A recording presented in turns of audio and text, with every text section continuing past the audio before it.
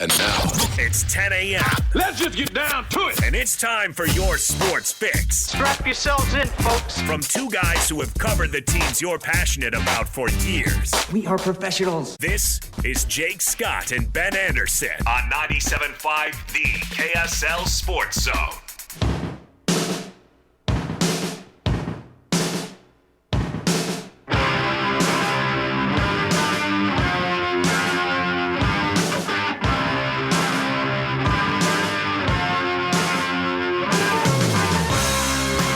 Jake and Ben, 97.5 The KSL Sports Zone. Jake Scott, Ben Anderson.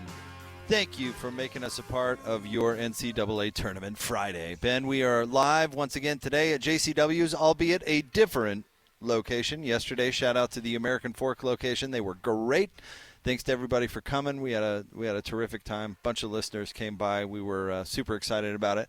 And today, we expect the same, Ben. So if you're listening to the show, we're at JCW's in Harriman, right off the Mountain View corridor. And what is this right out here, Ben? 118 South? Something like that.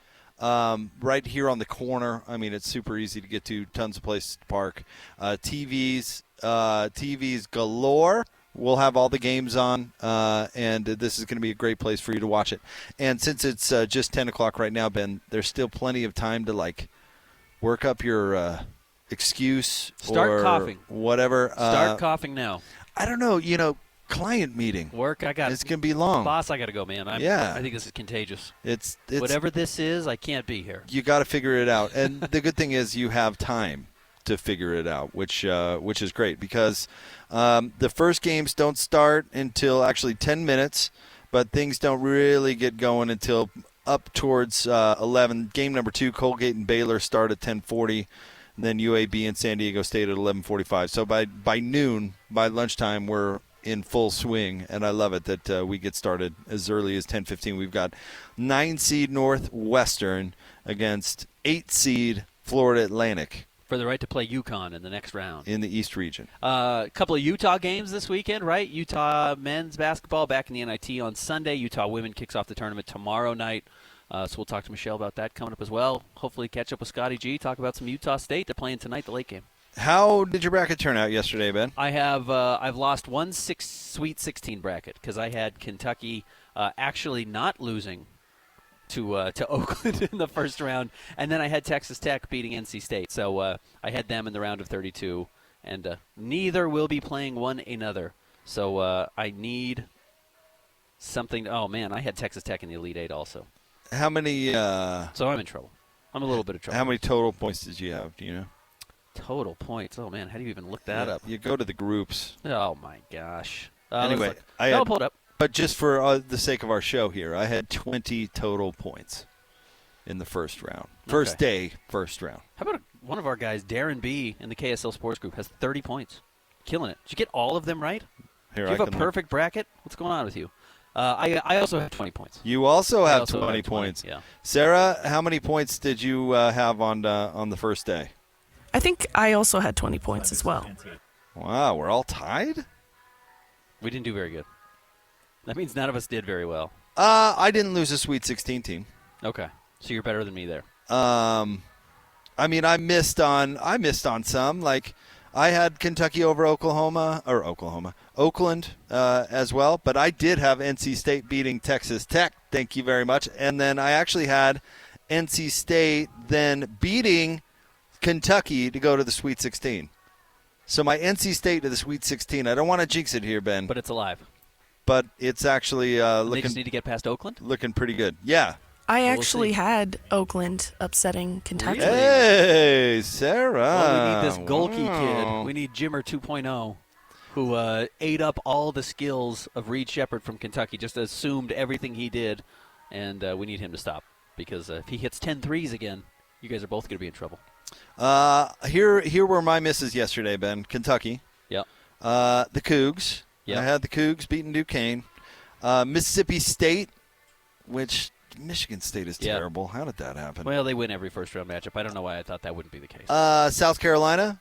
I give Oregon a lot of credit. They're playing really well right now. They are. I had Colorado State over Texas. Missed on that. And I had Nevada over Dayton. Thanks a lot, Mountain Worst. Come on. We've got San Diego State today starting at, what time? 11:45, I think. We need the Mountain Worst to get it together. Yeah, I had Nevada, Drake, BYU, Texas Tech, Kentucky. I think those were my whiffs. Oh, and USC. Thanks for nothing, USC. San Diego State. By the way, USC, South Carolina, not USC, the Troj, who were terrible this year. Yes, they were. San Diego State plays UAB at 11:45. So you think the Mountain Worst would have a chance to we'll see. Actually, well, I have a Pac-12 related tournament question for our next guest. She covers the Utes for KSLSports.com. She does terrific work. She's our friend Michelle Bodkin. What's going on, Michelle? Oh, just getting prepared for a crazy, crazy weekend for the Utes. Before we get to the Utes, do you find it as hilarious as I do that Oregon State and Washington State get all of the units that the Pac-12 earns this year? So every game that Oregon wins or Colorado wins or whatever, all that dough is going to Oregon State and Washington State?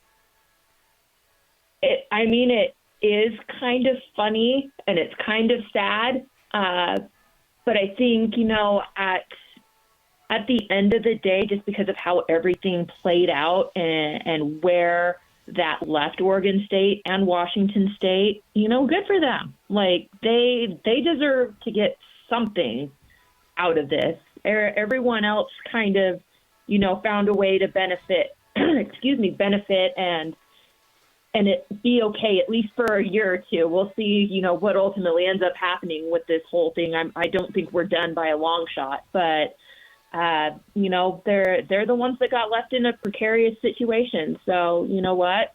If they reap the benefits of others' hard work, I think that's probably more than fair considering just where they got left. So let's start with Utah men. Sorry, Michelle. Let's start with Utah men before we get to the women. Hosting Iowa coming up on Sunday, coming off of a win in the opening round. Do you expect excitement around this NIT run to build if they keep winning games?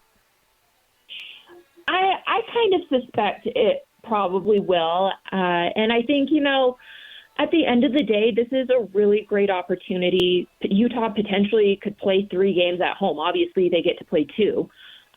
We'll see what happens after this next round, but there could be a 3rd game at the Huntsman Center, and I don't think it can be stated enough just what Brandon Carlson has meant for that program. Between all the records he set, between the loyalty, and just some of the excitement he brings to the court, this is just a really great opportunity, I think, for Utah fans to enjoy him for just a little bit longer at home where they can see him and cheer him on. So I hope people will show up more. I know Tuesday was a little bit hard. 9 o'clock on a Tuesday is just woof. Like, nobody wants to do that. Everybody has school and work and some of that kind of stuff. So I don't really blame anyone for not showing up to that one, but hopefully they'll be here for the Sunday game. I think it's a little bit of a more intriguing matchup and just a better time to have a game. So, Michelle, I want to broaden it out about Utah basketball for a second here because it seems pretty amazing to me that their last tournament win was when Jakob Poeltl was playing because he's now been, a salty NBA vet? Right. I mean, he's on his 3rd contract, he's not I think. even like a young player anymore. Who was the big they played against for Duke? Was it Jahlil Okafor that they lost to in the Sweet 16, right? And he's not even in the league anymore, right. I mean, it was a long time ago, and, you followed Utah sports you've covered them for a long time, but followed them for even longer. This was such a great basketball program, for a really extended period of time. What are the factors, in your opinion, that have led to the lack of success over now what's been a pretty long time? Yeah, I think it's just been some bad coaching hires. And I think basketball is a game, and by no means, I didn't really grow up in a basketball house, so I'm just kind of learning a lot of this as we go. But the way I kind of see it, the way I look at it, from conversations I've had and some of that kind of stuff. I think basketball has just really, really drastically changed. You have guys that can bounce after a year and go to the NBA. You have now guys that can also transfer anywhere they want to, or as many times as they want to, if they're not satisfied with the situation there. So, I think this Utah program for a long, long time hung its hat on, we are a great institution. We make all these runs in the NCAA tournament. And at some point it switched, but Utah didn't switch. Kids and players, they don't care about that anymore. They don't care about the history. They don't care about the pride. They care about, what they're going to get for it and how quickly they can get it. And I think that's also been a bit of a problem. But I think you've had coaches that have kind of kept trying to, push or sell, this great history. And I don't think that matters anymore so much. It's not something that's really going to reel in anybody. So I think the mindset has to change. I think Craig Smith is kind of getting it, but it also takes a lot of cooperation from a lot of different people, right? It's not just Craig Smith that has to, make these sales pitches. It's, boosters have to be willing to cough up the coin for at least for the time being. That's, how that's set up. And I know that it's sometimes hard to part with money when you feel like you're investing in a product that's inferior. So there's a little bit of a double-edged sword there as well, I think. But I'm not as pessimistic as a lot of people. I think I'm seeing, some progress and some steps in the right direction, and maybe hopefully a healthy marriage of the concept of, building a good culture and hanging your hat on the history, because I do think that's still important. But I just don't think that's the biggest selling point to these kids. And so I think now the move is just kind of adjusting and getting the money aspect and what you get out of being here aspect in line. And as soon as they do that, I think you'll start seeing this program take off a little bit more. Like I said, I think we're seeing signs of it. I think this NIT run is a big, big deal for this program. But, there's point blank, there is more work to be done. Does Utah women opening on the road in Spokane as opposed to hosting their opening round games significantly change how far you think they can go in this tournament, considering they might end up facing Gonzaga in what would be a home game for the Zags in the second round? Yeah. It certainly makes it more difficult, right? And I was actually just re-listening to an interview that Lynn Roberts did after they found out where they were going. And she talked about how the basketball culture up there in Spokane at Gonzaga is really good. And so, they expect great crowds and people being really excited and invested in the fact that not only they're there, but the other three teams, including the home team Gonzaga, are there. So, I think that makes it a little more difficult when, the crowd is not with you per se, but, this is a pretty battle-tested team. They have 4 top 10 wins on the season, and they kind of did it without some of their key players. So I think that speaks a lot to their ability to get this done. The Pac-12 is a crazy conference when it comes to women's basketball. Obviously, we talk about it a little bit differently in regard to the men's game. But women's basketball is kind of where it's at there. So I think they're prepared. I think they're ready. I think they can probably get back to the Sweet 16. I don't know if they can make it further like they kind of wanted to. I think not having Gianna and Izzy is probably going to put some limits on exactly how far they can go. But I think they can make a pretty good run. And I think, matching what they did last year would be a fantastic goal for this team. How's their health going into it, Michelle? Because that's obviously been an issue all year. Yeah. I'm still not expecting Izzy. Izzy's situation is a little bit odd. And so it's just kind of one of those things. She could be ready to go. She could not be ready to go. I'm expecting her not to be ready to go. Obviously, no Giannis. Hers was season ending, so she's not going to be available. Let's see, when was that? That was the Washington game, the final home game for Utah, the season closer against Washington. Deja Young, I believe, hurt her shoulder, and as we saw in the Pac-12 tournament, she was a little bit limited as to her minutes. I expect her to be in a little bit better shape. But then you look at Ines Vieira that got the crap absolutely being out of her against UCLA. So I think, she continued to play despite having 2 stoppages to kind of peel her off the court twice. But I think she'll be ready to go. And then, you have someone like Jenna Johnson that had 3 sets of stitches within like a 2-week span. She's going to be playing as well. So I think everyone that's actually available to them will play. And hopefully, this little bit of a break allows them to just go into it a little bit healthier. Michelle, thank you very much as always for jumping on with us. We always look forward to it. Enjoy if you can your busy weekend, but also try and take in a little tourney. Well, I will be up in Spokane with the women and keeping tabs on Utah gymnastics, and then most likely keeping tabs of the men from afar. So it's going to be a busy weekend, but it should be fun. Thanks, Michelle. You're the best. Have fun, Michelle. Thank you. All right, that's the one and only Michelle Bodkin, covers the Utes for KSLSports.com, and yes, she's got a lot going on right now. I think a Sweet 16 run from the Utah women should be expected. I think that's fair. I think they can beat Gonzaga. I think they're probably better than the 5 seed that they ended up drawing. What they have 3 top 10 wins this season, including a number 1 seed in USC on the road, so they can win on the road. That's not a big deal for them at all. So I'm thinking a Sweet 16, and then go out and stun Texas or whoever you end up playing.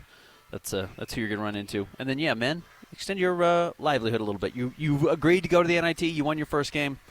Might as well make a push. Florida Atlantic and Northwestern off to a roaring start. Geez, looks like the BYU game. 2-1. 3 minutes in. 3 minutes in, 2-1. We'll see what happens. I will say this, Ben. It was fun to be in the building last night. I was doing jazz, obviously, but our studio there at Delta Center, and it was cool to see the. Did you poke your head in? Oh, sure. Yeah, absolutely. Tons of fans there. Jamil went to the producer of Jazz Broadcast. He went to the first session, and he said it was packed. Yep. Packed in the morning, and good on everybody who supported that whole thing, because it obviously isn't just the fans of the teams that are there. Not to take this as an opportunity to insult Utah basketball, which I feel like I've done too much lately, but it's like that's what's so weird about what's going on with the Utah men's program. This is a basketball town. Yeah, I don't know if it's weird anymore, though. That's the thing. That's what I was kind of thinking, like, they've been bad for so long. Is it really that weird? Yeah, it is, because we're a basketball town, because we can have an NCAA tournament game or host the opening round on a Thursday and get a lot of energy and get a lot of people up in the building. And obviously they support it out in Logan. They support it out in Provo. So it's weird that in Salt Lake City, Utah men and I don't blame the fans. It's not the fans' fault they stopped going to a bad product. That's what people do. You get a bad product, people stop going. And it's been a really bad product for a while. So I'm surprised it's dropped off that far, because this is a basketball town. It has rich basketball talent. But apparently it just has not translated up on the Hill. I'm trying to find it, Ben, and maybe I saw it on Twitter, but they released the schedule for Saturday. And, here it is. This is why the NCAA – listen, I think the NCAA gets criticized probably too much, honestly, just because they get blasted all the time. But they make decisions that don't make any sense. So on Saturday, there will be 2 games in Salt Lake, and they put them in the morning.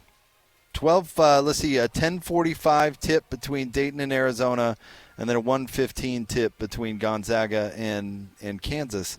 Isn't the point of having a Western location to put it in the afternoon? In the afternoon or evening? Isn't that like the entire idea? Now listen, I'm for more sports being played during the day here in this market. I don't like getting stuck at night, so maybe I shouldn't complain, but that doesn't make any sense. No, because these are the early games. It's not like they're doing this because they're trying to work around somebody else's schedule. No, the Eastern Conference game should be early because it's already noon there, or 2 o'clock there if you want to have a noon Pacific game. But, yeah, that's a 9:45 Pacific game on the West Coast. 10:45 here, the first game, Dayton at Arizona. Good matchups, though. Sure. Dayton, Arizona, Gonzaga, Kansas. That's great.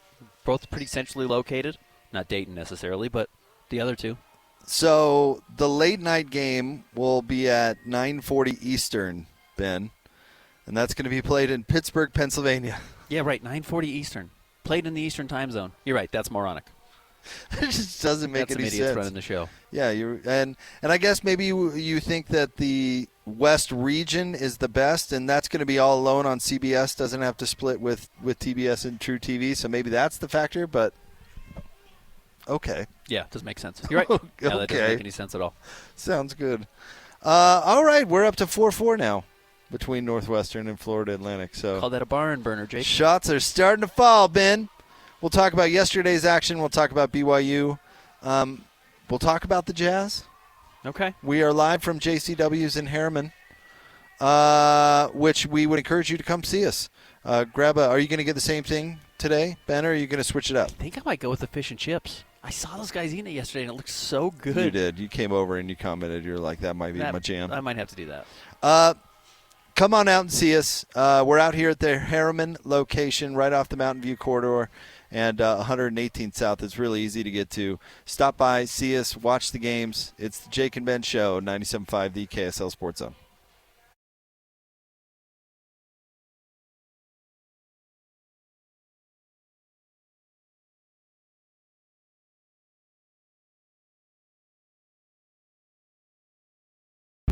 It's time to break down the biggest stories of the day. Let's go. This is the top 3 stories of the day on KSLSports.com. 97.5, the KSL Sports Zone. We built this city. We built this city on rock and roll. Built this city. We built this city on rock and roll. It's Jake and Ben. 97.5, the KSL Sports Zone. Live at JCW's in Harriman. Come see us. Sarah. We were talking about Sarah's high variance rock bands before the show. Very funny. High variance rock bands. Yeah, where their best is just great and their worst is so bad. We built the city on rock and roll. And Jefferson Airplane / Starship was kind of my answer. Yep. You know what else is honestly an answer? And we got to be, think about it. Mm-hmm. But Queen is that. Okay. Sure. Their whole thing is a bad little, Queen? Their whole thing is a little kitschy in general, right? Like right. They're a little glammy and kitschy, etc., and that's kind of the joke. But yeah, bad Queen. Oof. Like I played the music video Under the Bridge from Red Hot Chili Peppers today for my daughter, and there's a band that's just consistently good. They don't really do a whole lot of bad stuff. Now maybe you say it all sounds alike, which I'd listen to that argument, but it's not really like awful. So did Jefferson Airplane just get bad when Grace Slick left, or what was the deal? Is that what happened? I think she was still with the Starship. Starship, okay. No, I think I honestly don't know their history very well. They started out as like a Haight-Ashbury hippie band from San Francisco, and then that started making money, and then some record exec was like, got his hands on it. Hey, how about let's move on into the 80s, shall we? Get poppy. Let's make this happen. Okay. All right, time for the top 3 stories of the day. KSLSports.com, brought to you by J. Brooks Jewelers. 2 locations to serve you. One on Winchester Street across from Fash Place Mall. The other at Traverse Mountain in Lehigh. All right, Sarah, where are we starting today? Number 1, BYU was out in round 1 of the tourney. Jake, I hate to say that all the things we talked about, why you lose tournament games, are the reasons you lose tournament games, but we kind of saw it, right? I mean, unfortunately for BYU, their issue was as long as they make shots, they're going to win games. And they did not make their threes at a high enough rate. That was a problem. But, man, they were less athletic than Duquesne, which should not have been an issue with how well they played throughout the Big 12 season and kind of surprised everybody. And then when they needed to create shots late in games with their guards don't have the ability to do that. They can't generate easy baskets, and that was the case for Duquesne. They were more athletic, and when they needed to take guys, I'm not trying to name anyone specifically, but like Spencer Johnson off the dribble, they got layups. It's just that's what happens in the last 5 minutes of close basketball games. You've got to go ISO. You've got to be able to score, and good guards score, and that's why we say it's a tournament. The tournament is about guard play. That was a perfect example of it. That was a super disappointing loss for the Cougs. Not all tournament losses are disappointing like that. Like if Utah State loses to TCU, I don't know if I'd call that disappointing. Sure. It would be a sense that Utah State had a great year, but TCU's a pretty good opponent and a pretty good opponent against Utah State. To your point, I don't think any of that was true about BYU and the Dukes. Now, we knew the Duquesne was going to come out. What were they going to do, Ben? They were going to play uber hard because they're playing for their retiring coach, so they were going to go out there and win one for the Gipper. Teams like that are old and disciplined. You knew they were going to guard and play tough defense, and that should have. That was all going to be true. You could have plan on that going into the game, and BYU still should have won. And BYU didn't play well and still should have won. Yep. I mean, they erased big leads like 4 times during that game and should have been able to, pull away. In my opinion, I think BYU kind of in a way beat themselves, but that's what adds to the disappointment factor. And let me add 2 things to that, Ben, because 1, the team wasn't ready to play. Duquesne was ready to play. BYU was not ready to play. Now, Hans was talking to me yesterday about things like routine in the early game and disruption and all that stuff. And all that stuff is absolutely true and is a factor. You're playing in a weird gym. What are the shot sight lines? Sure. All those sorts of things are all true. But that's what the coaching staff's for. Absolutely. You got to have the team ready to go. You pull a Gene Hackman and measure up to the rim. Just 10 feet, guys. Just 10 feet like our gym back home in Hickory. Whatever. BYU was not ready to go. And then the Cougs somehow, Ben, do you think they didn't find another gear against Duquesne? Like, okay, the threes aren't falling, so we got to find another way to beat this team. Do you think that's not available to them, or do you think that they just couldn't find it? No, I think they got rattled because they didn't make shots early. And they were like, oh, this is how it goes bad. This is the narrative of how it goes bad. And instead of finding out how to get easy shots, they started missing easy ones. Like Traore had some that rimmed out, and some of that's random. But when Ali Khalifa and Traore combined to go 4 of 18 from the floor, and those are your big guys that are supposed to be able to get you easy baskets. And I know Khalifa took 4 threes and missed all of them. But those are the big guys who have to get you easy baskets that Duquesne was able to rely on, and BYU could not. That's how you end up losing games. Those guys also only combined for 6 rebounds. Like that's the issue. But I know that Foo's 4 of 12, and 12 is a big number in college. So I realize that. So maybe this criticism you can argue against it. I still felt like times they just went away from him when he was the best answer to go get what you're talking about as an easy bucket. There was a play in the Jazz game last night. And we'll talk about the Jazz in a second, but Keontae George was really struggling. And did you see him run his face into a defender on one possession? And I'm trying to remember who was defending on the play. I can't remember, but all Keontae George did was get up ahead of steam, put down his head like Craig Ironhead Hayward, and run into the guy. Yep. And his whole point was just to draw a foul so he could go to the line and get a couple of buckets, see it go in, and be productive. Because he wasn't shooting the ball very well. Like, I felt like, if they're going to – they didn't give BYU an inch to shoot threes, and so you needed to go somewhere else. I still think that was Foose on the block. And, again, 4 of 12. Yep. They gave him opportunities, so maybe people would disagree with me. But when it's dry like that, or even at the beginning of the game, go to somebody who's going to give you an automatic bucket. And I don't think that's Khalifa. I think that's Foose. Yep. I'm with you. Right? Absolutely. And BYU, again, their issue is they were a jump shooting team. And when jump shooting teams make shots, they can beat anybody. And when they don't, they can lose to anybody. And that's what happened. Yep. That's unfortunate. The other thing we talked about is how high-scoring wings can be deceptive in the tournament. Sometimes they can provide a little bit of false hope. And, look, Jackson Robinson was awesome last night. I think he really boosted his draft stock. That's going to be the lasting memory. 5 of 11 from 3. Was really the only BYU player who had any consistent rhythm, especially in the second half. But he had 25 points, and, they were able to go to him. He didn't get a shot off over the last 5 minutes, 7 minutes, something like that, despite the fact that he had it going. He did enough. Yeah, right. No, it's not on him. Right, that's the problem, though. Plenty. It's hard to get some of those guys involved late in games because they don't bring the ball up. That's where, again, guard play is so important. And if Jackson Robinson is not bringing the ball up to get BYU into sets or just draw up his own shots, you lose games. Yeah, they're going to have to figure out other ways to win ball games, I think, if they're going to want to ultimately be, the Elite 8 team that Ben Anderson predicted. He's going to slide that in there? Next, that in. Sarah. To be fair, I didn't have them there in my bracket.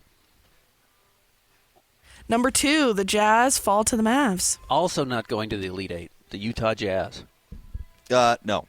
They lost to the Dallas Mavericks last night, Ben, 113-97 in a game. And I hate to say this, but I found it wholly uninteresting. Yep, even though it was, a 9-point game going into the fourth quarter, or maybe it was 11, but regardless, it was like...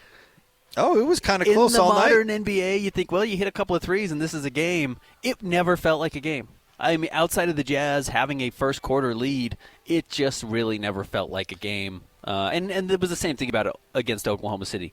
They played hard. They kind of kept it close. But these teams late in the season are just trying to save their legs, even though Dallas dunked the ball 18 times. That's not exactly a leg-saving move. But they were just waiting until the end of the game to put it away, and they did.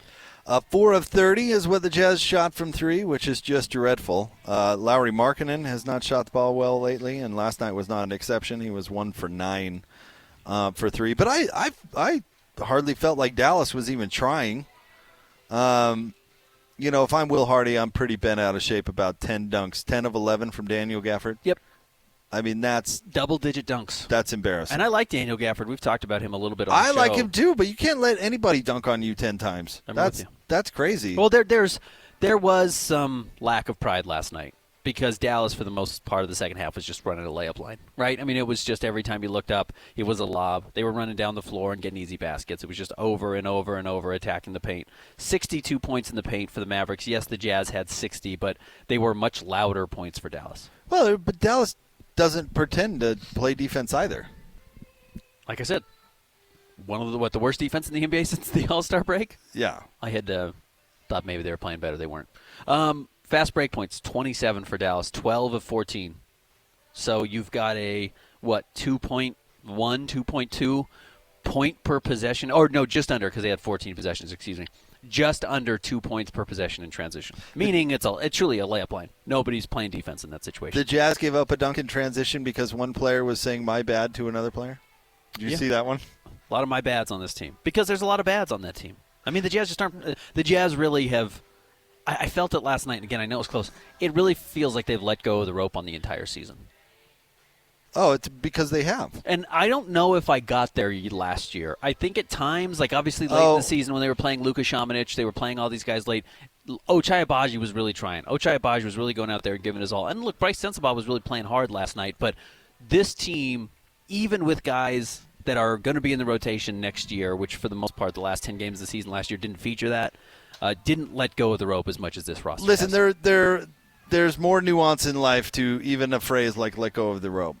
Because the Jazz did play hard at times last night. But you know what? They're the second night on a back-to-back, and they're playing against the Mavericks, who are tough to guard to begin with. And you know what? The defensive effort wasn't where it needed to be. I don't think that means that they're going to stop trying in every game. But it does mean like the team is no longer interested in winning games. In fact, they're incentivized to lose games. And so does that have a trickle-down effect on the players in the locker room? 1,000%. Of course it does. I asked you this 2 weeks ago, and you refused to answer. How many more wins do the Jazz get the rest of the year? They have 12 games left. I don't know. I still, it's impossible. It's impossible to say. But I'll tell you this: it's not going to be many. It's going to be because they're trying to lose. Yeah, two or fewer. It's not going to be. I'm going to say 2 or fewer. It's not going to be many. Yep. But never underestimate the other team's willingness to try and lose. Yeah, we'll see. Does Houston try and lose against the Jazz Houston's won 9 of 10. Night? Houston's won 9 of 10. I think they have the longest streak in the NBA. They've won 7 in a row. I know, but they're dumb. It doesn't mean that they shouldn't be trying to lose. Maybe they come to their senses. They're going to win by 30. Şengün's out. But Jalen Green has turned into a superstar in the NBA all of a sudden. So I don't know. Watch for Jalen Green tomorrow night. It's the last we'll talk about the Jazz today. All right, what's next? Number 3, the madness continues.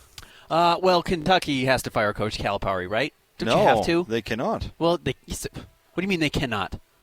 Did you see his buyout? Who cares? It's Kentucky basketball. You got to start winning games. Look, they're paying these players. They're paying that roster more than they're paying Coach Calipari.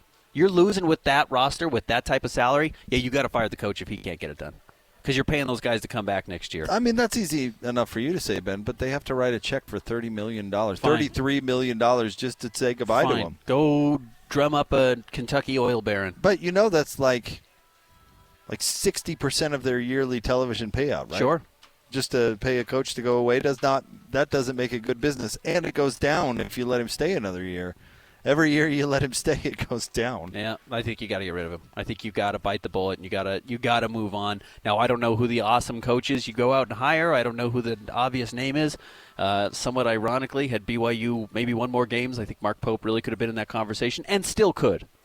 But yeah, man, my goodness, paying Coach Calipari, who doesn't know how to draw up an offense to beat a zone defense. No idea. You got the best freshman backcourt in the country. But don't you Rob Dillingham and you have Reed Shepard, who are both going to be top 10 picks and maybe top 5 picks. They combined for like 7 points. It was one of the worst coaching performances I've ever seen, and that's already been the MO for Coach Calipari. That's what I'm saying. That's always been true, and he's found ways to win at a high level. Maybe not as much as people like obviously you expect. And I can't believe I'm defending one win Coach in the last Calipari. 5 years. He's gotten worse. But he didn't forget how to coach. That's my point. He's never known. He's never known. Well, he's never been good like that. But at least they would win tournament games. At least they were safe to get to the Sweet 16 most years. Now they can't even get out of the first round. Well, because it's a joke. the landscape has changed, and now then the coach got to change. Well, I wonder if the game plan for him changes. Listen, I'm not going to defend Coach Calipari. You are. defending Coach think Calipari. He's been a good. Get out. I don't think Get out he's of the been restaurant. a good coach for a long time. Go sit in your car for the next segment. But I mean, just to spend somebody else's $33 million is so easy. Well, it's really easy for me to do. I do it all the time. It's their fault for signing him to that contract too. I get it, but the truth is that these teams, they lost to a team that is full of 25-year-olds. Yeah. You know, and with the transfer portal, and maybe this is a byproduct that I didn't really see coming, maybe the best teams in college basketball are the teams that assemble a bunch of 25-year-olds instead of a bunch of 19-year-olds. Oh, because the one and done isn't going to be automatically you have the best team anymore. And there's a reason nobody does this, because clearly it's hard to replicate, because I'm not the only person who's thought of it. But, why doesn't a Utah just say, well, we're going to take the Creighton approach, we're going to take the Dayton approach, we're going to take the Oakland approach and get a bunch of these 6'3" guys. And look, they've had them, Nick Jacobson, that we've seen these guys succeed locally in the past. But just fill out your roster with these try-hard dudes and see if that gets you somewhere, because the 6'8" guys who don't know how to play aren't helping you. But some of these 6'3", 6'4" guys, Duquesne had a bunch of them who just know how to play. And look, Duquesne has 2 tournament trips in the last 50 years or whatever it was. It's not like they're but the type of team. But UConn isn't necessarily a one-and-done destination. No, they have some, but no, it's not been their only thing. So, yeah, good for Oakland. They're the story, and the Gold Key kid who has the funniest shot chart I've ever seen in college basketball history. I had stunned, and then I realized a bunch of people had tweeted this out, so I apologize. 97% of his field goal attempts this year were threes. Yeah, all threes. Because I looked at his shot. I looked at his field goal percentage. He shot layups. 37% from the floor, and I was like, what? How does that guy, who's that sharp of a shooter, shoot 37% from the floor? Because he only shoots threes, and 37% from threes is pretty good. And he takes 9 a game. We're live, JCW's in Harriman. Come see us. Tournament games going. We got TVs everywhere. You can watch the games and enjoy delicious food. In fact, I'm going to go order something, I think, during the break. But come see us. Jake and Ben, 97.5, the KSL Sports Zone.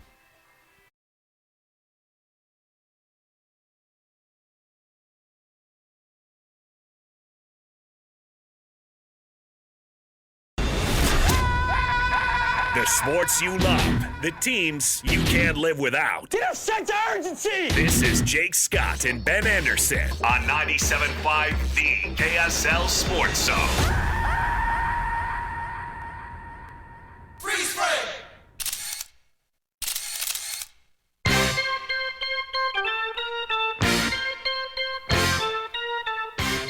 Jake and Ben, 97.5, the KSL Sports Zone. It's our 50th segment, brought to you by Peach Doors and Windows, Utah's premier door and window retailer, combining beauty and technology in doors and windows since 1993. Call them today for your free in-home estimate.